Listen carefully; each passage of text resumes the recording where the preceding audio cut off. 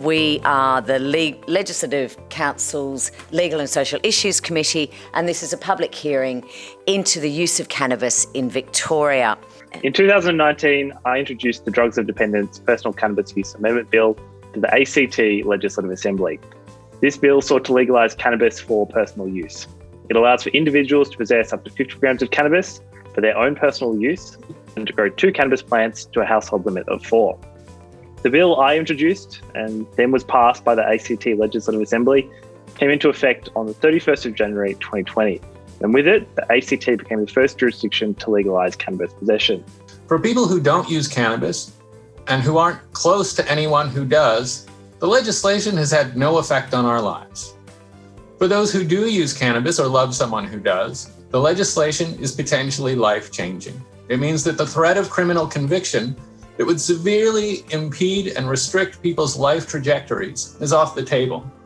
Why was it chosen to only allow outdoor cannabis and not hydroponic? Because my understanding is most of it is grown hydroponically, because you can control the environment and the nutrients and all that sort of stuff. Why was that distinction made?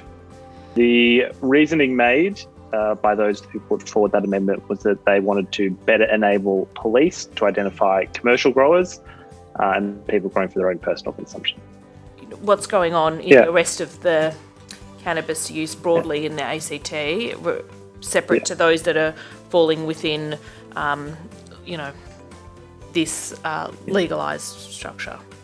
Under the proposal, there is the option for people to grow their own supply of cannabis. Some people are taking that up. I would say that they are definitely the minority of cannabis users. So most people are still acquiring their cannabis through the black market.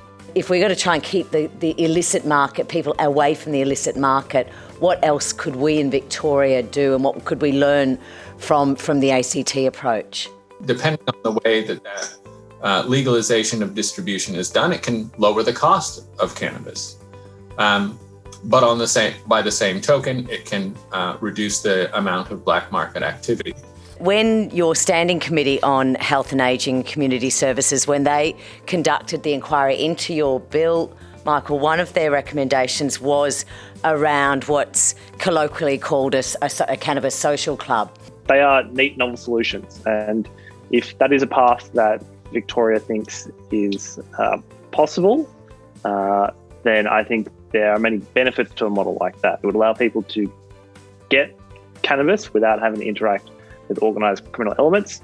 I see many upsides to that. That committee into your bill, Michael, also recommended that that the ACT government collaborate with the ACT police to adopt a cannabis drug driving test that determines impairment rather than presence. I've spoken to police about this issue. I would summarise their primary concern is that they don't necessarily think they've got the technology to properly implement a scheme like that. What are some other measures that you would suggest that we look at really closely as ultimately we reach the point where we finalise our report to Parliament? What I would encourage you all to think about is how to maximise the safety for people who are using cannabis, and to think about how reforms can reduce the demand for cannabis. I went to public schools and I reflect on the education I received and the kind of health information that I received. And I wouldn't describe it as fulsome. It was, for the most part, grounded in the just say no approach. So I think if we start to have a healthier conversation with young people about these substances, what that looks like to the detail, I don't know. But I think talking to kids, talking to young people in an honest, upfront way is the best way to engage with them.